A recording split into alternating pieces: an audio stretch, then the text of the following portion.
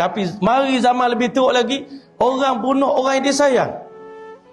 Dibunuh kekasih dia, dibunuh mak dia, dibunuh anak dia. Hari ini manusia kembali, Masya Allah, kepada zaman jahiliah, tuan-tuan. Kita nak bawa umat ini kembali berhijrah. Tinggalkan amalan jahiliah ini. Zina berleluasa, bunuh berleluasa, maksiat berleluasa. Yang buat benda ni bukan orang kafir, orang Islam, tuan-tuan.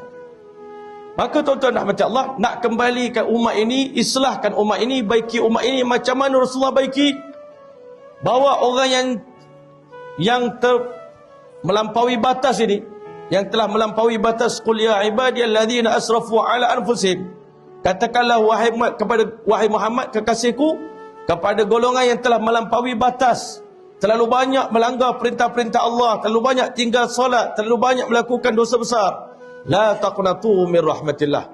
Ini syiar Nabi SAW bagi kepada orang yang Masya Allah, yang banyak buat dosa, yang banyak syirik pada Allah. Nabi tak bagi putus asa daripada rahmat Allah. Nabi beritahu, la taqnatu min rahmatillah, jangan kamu putus asa daripada rahmat Allah. Inna Allah yaghfiru dhunuba jami'a, Allah boleh ampun seluruh dosa kamu.